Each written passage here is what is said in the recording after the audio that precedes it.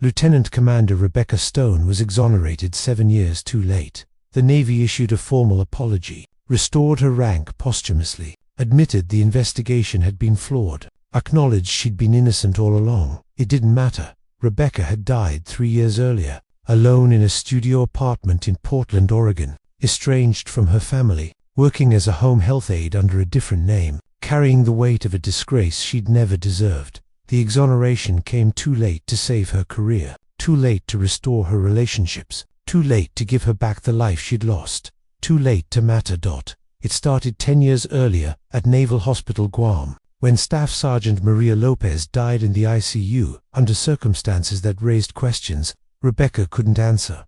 Lopez was a 34-year-old Marine who'd come in with what seemed like routine pneumonia. Rebecca was her primary nurse for the night shift, standard care, antibiotics, respiratory support, monitoring. 0237 hours. Lopez went into respiratory arrest. Rebecca called the code. The team responded. They worked for 53 minutes. Lopez died at 0330 hours. The death review was automatic. Young patient, unexpected respiratory failure. What had they missed? The review committee examined the timeline, found something troubling. Rebecca's documentation showed she'd assessed Lopez at 0145 hours and found her stable, but the monitor logs showed Lopez's oxygen saturation had been dropping since 130 hours. Why hadn't Rebecca responded to the declining oxygen levels? The monitors were alarming all night, Rebecca explained. Multiple patients having false alarms. I assessed Lopez at 0145 and she was breathing normally. Her skin color was good. Her vitals were stable on exam. But the monitor said otherwise. The monitor was malfunctioning. It showed low oxygen, but the patient was clinically stable. I trusted my clinical assessment over faulty equipment. Except the equipment wasn't faulty. The patient was actually and you missed it because you assumed the alarm was false. Rebecca felt her stomach drop. That's not what happened. She was stable when I checked her. Or you didn't check her properly. Or you documented an assessment you didn't actually perform. The investigation expanded. They reviewed Rebecca's patient care over the previous 3 months, found other instances where monitor alarms had been noted but not immediately acted upon, times when Rebecca's documentation showed stable patients despite monitor readings suggesting otherwise. You have a pattern of dismissing monitor alarms, the lead investigator said, of trusting your subjective assessment over objective data, and in Lopez's case, that pattern killed the patient. That's not true. I'm a good nurse. I follow protocols. Good nurses don't ignore objective data. Good nurses don't let patients desaturate for 15 minutes before responding. Rebecca tried to defend herself. He explained that clinical nursing involved judgment calls, that monitors malfunction, that experienced nurses learned to distinguish false alarms from real emergencies. But the investigators weren't interested in nuance. They wanted a clear narrative. Negligent nurse ignores alarms. Patient dies. Rebecca was charged with dereliction of duty and patient negligence. The evidence against her was circumstantial but damning. The monitor logs showing Lopez's declining oxygen. Rebecca's documentation showing an assessment at 0145 that claimed stability. The gap between objective data and Rebecca's clinical judgment. Rebecca's defense was that she had assessed Lopez clinically and found her stable, that the monitors that night had been unreliable, that other nurses could confirm the equipment had been malfunctioning. But when investigators interviewed other nurses, they found mixed responses. Some confirmed the monitors had been problematic that night. Others said they hadn't noticed any issues. And crucially, no one could definitively say Rebecca had actually performed the 0145 assessment she'd documented. Did you see Lieutenant Commander Stone in Lopez's room at 0145? Investigators asked the charge nurse. I don't remember specifically. It was a busy night. So you can't confirm she actually assessed the patient? I can't confirm or deny. I wasn't tracking her movements. The investigators interpreted the lack of corroboration as evidence Rebecca had falsified documentation, had charted an assessment she hadn't performed, had ignored a deteriorating patient. Rebecca's lawyer tried to argue the case was built on assumptions, not proof. That lack of corroboration didn't equal falsification. That Rebecca's 26-year record of excellent nursing should count for something. The military justice system wasn't convinced. Rebecca was convicted of negligent dereliction of duty, sentenced to reduction in rank to lieutenant, forfeiture of 6 months' pay, and administrative discharge. 20-6 years of service ending in disgrace. Rebecca's family was horrified. Her sister, Jennifer, flew to Guam for the sentencing. This is insane. You didn't do anything wrong. The court says I did. The court is wrong. We need to appeal. Fight this. With what money? With what energy? Rebecca felt hollowed out. Jenny, I've been fighting for 8 months. I've spent every dollar I have on defense lawyers. I'm exhausted. I can't keep fighting a system that's already decided I'm guilty. So you're just giving up.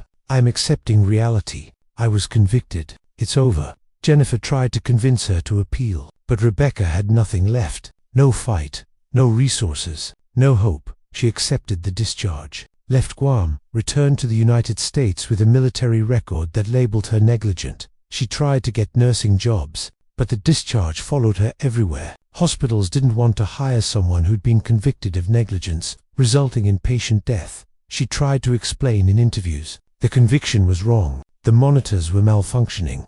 I assessed the patient properly, but employers saw only the conviction, the discharge, the label of negligence. No one would hire her. Rebecca was working as a pharmacy technician in Seattle. It was the best job she could get with a nursing degree, but no nursing license. The pay was a third of what she'd made in the Navy. She lived in a studio apartment, avoided contact with her Navy friends who distanced themselves after her conviction, stopped going to nursing conferences, deleted her professional social media accounts. She became invisible. Her sister checked in occasionally. Mom wants you to come home for Christmas.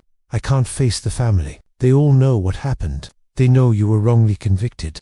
They know I was convicted. Whether it was wrong doesn't change how people look at me. Rebecca paused. Tell Mom I'll try to visit next year. She never did visit. Her ex-husband Mark remarried. Their daughter, Sophie, now 21, maintained minimal contact. A text on birthdays, awkward phone calls a few times a year. Are you doing okay, Mom? I'm fine, sweetheart. How's school? Good. I'm thinking about medical school. That's wonderful. Rebecca felt a pang. Her daughter was pursuing medicine while Rebecca couldn't even practice nursing. Dad says you could probably get your nursing license back if you appealed the conviction. Your dad doesn't understand how these things work. He's just trying to help. I know, but some things can't be fixed. Rebecca changed the subject. Tell me about your classes. Sophie talked about organic chemistry and anatomy. Rebecca listened and felt the distance between them growing. Her daughter was building a medical career while Rebecca was measuring pills in a pharmacy. The life she'd lost, the career she'd given 26 years to, the conviction that had taken it all away, and she couldn't fight anymore. She was too tired, too broken, too defeated. Rebecca moved to Portland, changed her name legally to Rebecca Morgan, her mother's maiden name, started working as a home health aide. The pay was terrible, but the work was private. No one checked backgrounds as thoroughly. No one asked about Navy convictions. She took care of elderly patients, helped them bathe, eat, take medications. It was nursing without the title, care without the license. She was good at it. Patients liked her. Families requested her specifically, but she was also anonymous. Rebecca Stone, the Navy nurse with 26 years of experience, had ceased to exist. Rebecca Morgan, the home health aide, with a vague background, had taken her place. Her sister visited once, was shocked by the small apartment, the humble job, the way Rebecca had erased her past. This isn't living. This is hiding. This is surviving. You could fight. You could appeal. You could clear your name. It's been for years. No one cares anymore. The Navy has moved on. I've moved on. You haven't moved on. You've given up. Rebecca didn't argue, because Jennifer was right. She'd stopped fighting, stopped hoping, stopped believing her name could be cleared. She just existed, day to day, patient to patient, paycheck to paycheck. The conviction had broken something in her that couldn't be repaired.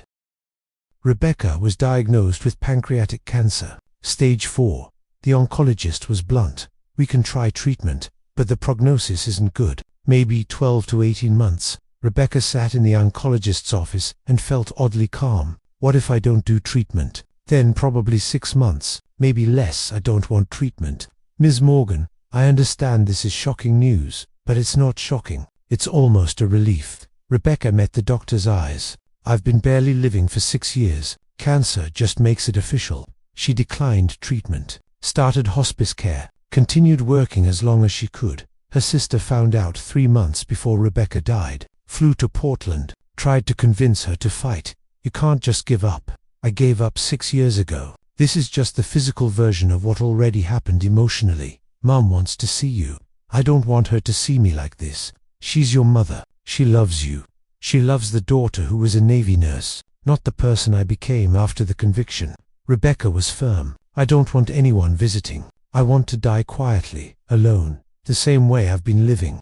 Jennifer cried, begged, argued. Rebecca was unmoved. 3 weeks later, Rebecca died, alone in her studio apartment. The hospice nurse found her in the morning. The death certificate listed her as Rebecca Morgan, age 52, home health aide, no mention of 26 years of Navy nursing, no mention of Lieutenant Commander Rebecca Stone. She was buried in Portland under her assumed name. A small funeral attended by Jennifer, 3 co-workers, and 2 of her elderly patients who'd loved her. Rebecca Stone had ceased to exist years before Rebecca Morgan died. Naval Hospital Guam was upgrading its patient monitoring systems. The old equipment, 10 years outdated, was being replaced with modern technology. During the decommissioning process, a biomedical technician named David Park was documenting equipment failures for the procurement records. He needed to justify the replacement costs to Navy procurement.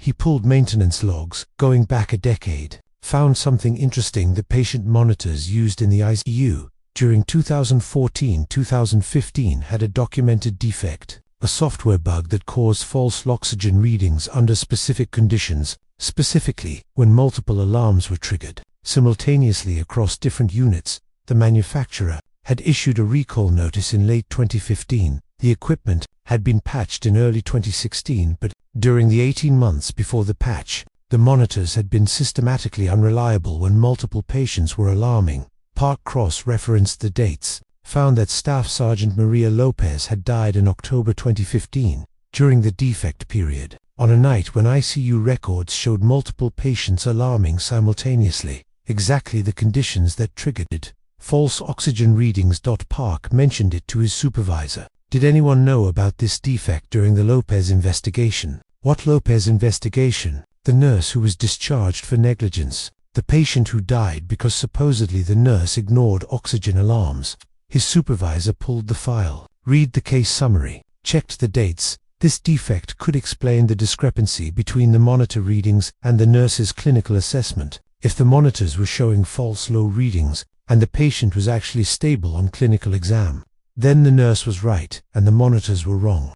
We need to report this. They filed a report with the Navy Inspector General, attached the manufacturer's recall notice, showed that the equipment used during Lopez's case had been defective and unreliable. The IG opened a review of the Lopez case. The IG investigators were thorough. They reviewed the original case file, interviewed the nurses who'd worked that night, examined the monitor logs with new understanding of the equipment defect. They found that Rebecca Stone had been telling the truth. The monitors had been malfunctioning. Multiple false alarms that night. The oxygen readings showing Lopez's desaturation had been generated during a period when, at least 4 other patients, were also alarming, exactly the conditions that triggered the software bug. Rebecca had performed a clinical assessment at 01 for 5 hours, had found Lopez breathing comfortably, with good skin color and normal respiratory effort, had made the correct nursing judgment that the monitor alarm was false. Except 15 minutes later, Lopez had actually gone into respiratory failure, not because she'd been desaturating for 20 minutes, but because she'd suffered a sudden pulmonary embolism that the monitors had failed to detect. The autopsy had found the embolism, but the original investigation had focused on Rebecca's negligence rather than the actual cause of death. Rebecca had been convicted for ignoring alarms that were false, while the real medical emergency, the pulmonary embolism, had been sudden and unpredictable and not detectable by the faulty monitors. The IG report was damning. Lieutenant Commander Rebecca Stone was wrongly convicted based on faulty evidence from defective equipment. Her clinical judgment was sound. Her documentation was accurate. The conviction should be overturned and her record cleared. The Navy agreed, issued a formal exoneration, restored Rebecca's rank posthumously to lieutenant commander, cleared her record completely, and then tried to find Rebecca to inform her of the decision. The Navy sent notification to Rebecca's last known address in Seattle. The letter was returned, addressee unknown. They contacted her sister, Jennifer Stone. found her in Virginia. Ms. Stone, we're trying to reach your sister, Rebecca. We have important information regarding her case. Jennifer's voice was cold. My sister died 3 years ago. Silence on the line. Then, we weren't aware of that. We're very sorry for your loss. Are you? Because the Navy wasn't sorry when they destroyed her career based on faulty evidence. Wasn't sorry when she couldn't get work. Wasn't sorry when she changed her name and disappeared. Wasn't sorry when she died alone because you'd taken everything from her. Ma'am, we've reviewed the case. We've determined your sister was wrongly convicted. We're prepared to issue a full exoneration, restore her rank, and provide compensation to her estate. Jennifer laughed bitterly. She's dead. Your exoneration comes 7 years too late. We understand this doesn't undo the harm, but you don't understand anything. Rebecca fought for 8 months after her conviction, spent every penny she had on lawyers, and you convicted her anyway. Then she spent 6 more years trying to survive with a ruined reputation, working jobs beneath her skill level, hiding her nursing experience because no one would hire her. Jennifer's voice shook. She died believing she was guilty, believing she'd killed a patient through negligence. And now you want to tell me she was innocent all along? Yes, ma'am. The evidence clearly shows. I don't care what the evidence shows. Rebecca needed you to show that 7 years ago, when it could have saved her career, her family, her life. Jennifer paused. She died as Rebecca Morgan, not Rebecca Stone. Did you know that? She changed her name legally because she couldn't stand being Rebecca Stone anymore. And now you want to restore that name? The Navy representative didn't know what to say. Send your paperwork to my lawyer, Jennifer said. I'm executor of her estate. I'll sign whatever you need, but don't expect me to be grateful. You killed my sister as surely as if you'd given her the cancer that finished her. You just did it slower. She hung up. The Navy issued a public apology, acknowledged that Lieutenant Commander Rebecca Stone had been wrongly convicted based on faulty evidence from defective equipment, stated that her nursing care had been appropriate and that Staff Sergeant Lopez's death had been due to an unpredictable pulmonary embolism, not negligence. The apology made news. Navy exonerates nurse 7 years after wrongful conviction, 3 years after her death. Rebecca's daughter, Sophie, read about it online, called her aunt Jennifer. Did you know about this? The Navy contacted me 2 months ago. I've been dealing with the paperwork. Why didn't you tell me? Because your mother is dead, Sophie. The exoneration doesn't bring her back. It doesn't undo the 6 years she spent hiding. It doesn't fix anything. But she was innocent. She didn't kill that patient. She knew she was innocent. She told everyone she was innocent. No one believed her. And now that she's dead, suddenly the Navy believes her. Jennifer's voice was hard. It's too late, Sophie. That's what you need to understand. Justice that comes after someone's dead isn't justice. It's just paperwork. Sophie was quiet. Then, I should have believed her. I should have supported her more. We all should have. But we didn't. We let her disappear. We let her die alone. And now we have to live with that. The Navy offered a settlement to Rebecca's estate. $500,000 in compensation for wrongful conviction, lost wages, and damages. Jennifer, as executor, had to decide what to do with the money. She used $100,000 to establish a scholarship for nursing students in Rebecca's name at the Navy Nursing School. Lieutenant Commander Rebecca Stone, Memorial Scholarship for Excellence in Clinical Judgment. She donated $200,000 to a foundation that helps wrongly convicted military personnel fight their cases. Because my sister couldn't afford to keep fighting, and maybe this will help someone else. She put $200,000 in a trust for Sophie. Your mother wanted you to go to medical school. This is her way of making sure you can, and she kept nothing for herself. I don't want money that came because my sister died without knowing she'd been cleared. It's blood money as far as I'm concerned.